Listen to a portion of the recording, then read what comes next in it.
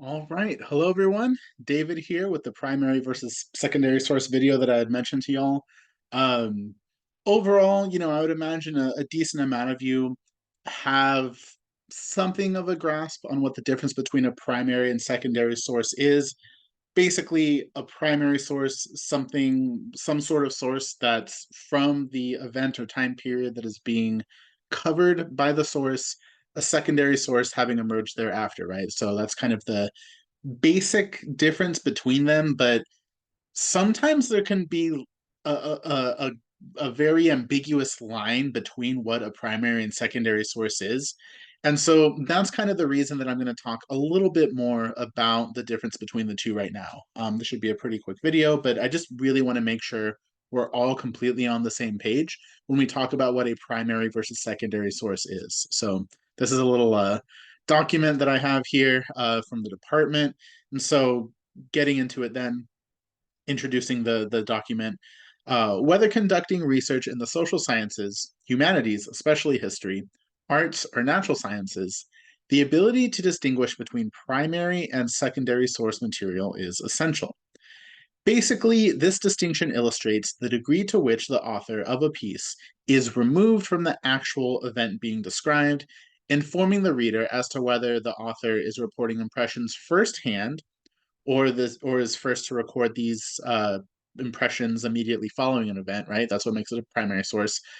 Or conveying the experiences and opinions of others. That is secondhand, which is why it's a secondary source. So looking a little bit more closely at what a primary source is, these are contemporary meaning at the same time. These are contemporary accounts of an event, written or in other way recorded or observed, right? So, an oral history maybe of something someone saw that would count as a primary source too. But anyway, these are contemporary accounts of an event created by someone who experienced or witnessed the event in question. These original documents, i.e., they are not about another document or account, are often diaries, letters, memoirs, journals, speeches, manuscripts, interviews, and other such unpublished works. They may also include published pieces such as newspaper or magazine articles, as long as they are written soon after the fact and not a historical account. They can also include photographs, audio or video recordings, research reports in the natural or social sciences, or original literary or theatrical works. Literary or theatrical works, literally meaning like, a book, right? Like a novel, or even a play, right? Other things that can be a primary source, it could even be artwork, right? So, like, it mentions on this list photographs, audio, or visual recordings, but even a painting or a sculpture could be considered a primary source, right? A sort of artifact of the culture or even, specific event if it's an artifact from an event, or certain period or subject being studied. Stuff like that can be considered a primary source as well, right?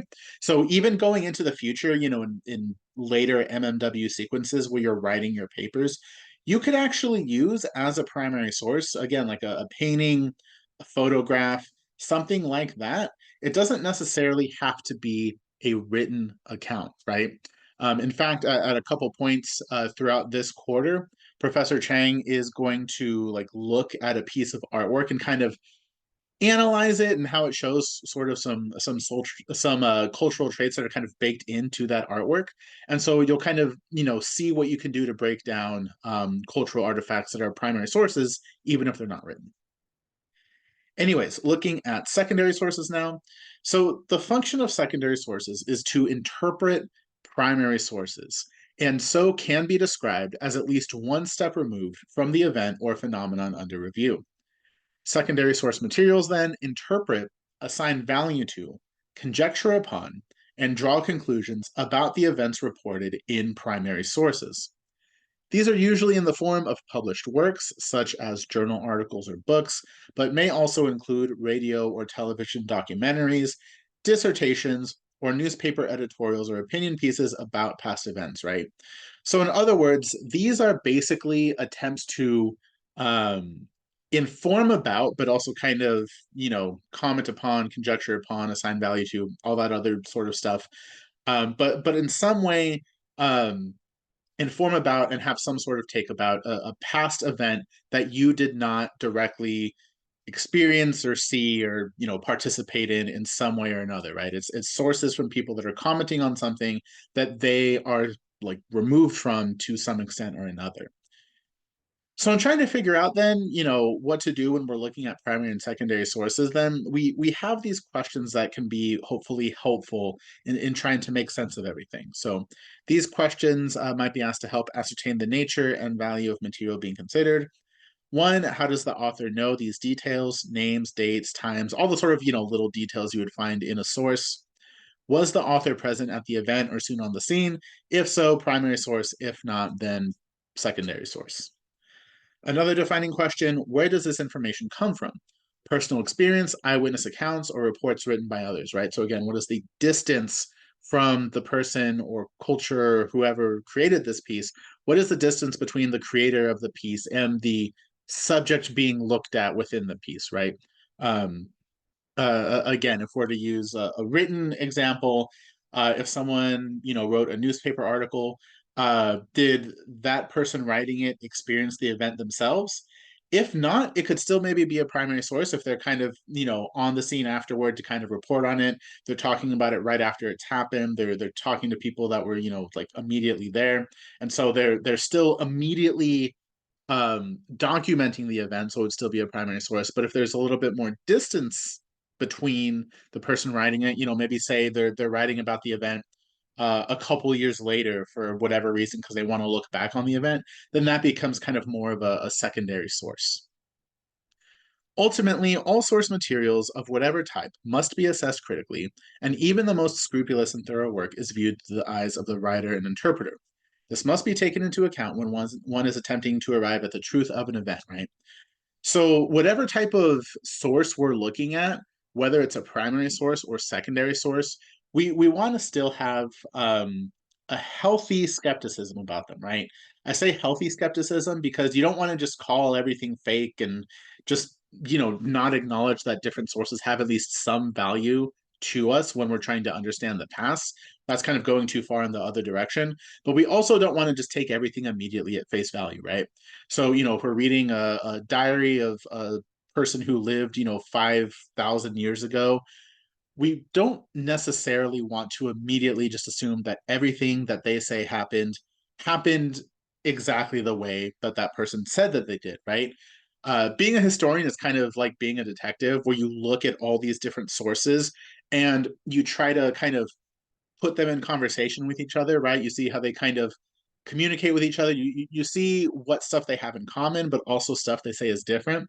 And from there, you try to arrive at the truth, looking at, again, this kind of different constellation of primary sources. So, that's it for primary sources. For secondary sources, whenever you're reading some of them, we kind of already talked about this before in a previous section, but the people who put together these secondary sources, as long as they have some academic or journalistic standards that they're being held to, these secondary sources are going to be reliable. The information is going to be accurate, but you do still want to ask questions about how things are being described, what information is being put in versus what information is not being included. And overall, just, kind of recognize that while these are again, as long as they're sources that have been held to some sort of academic or journalistic standards, these are sources being created by people who know what they're doing and what they're talking about. But at the same time, you can still maybe ask questions and have certain doubts about them, right? So whenever you're looking at anything in MMW, whether it is a primary or secondary source, always just retain a healthy skepticism, right? An ability to critically think and ask questions about what the author or authors of these sources are trying to accomplish in what they're doing. So this is something I'm talking about now, but this is definitely something we're going to be touching on throughout the rest of this course and throughout the rest of your time in MMW. And hopefully something then that you can carry with you as a skill that you develop in MMW going to the future. So that's it for me for right now. I hope you all have a great weekend, or if you're, watching this on Monday or Tuesday, that you had a great weekend. I'll see you in section.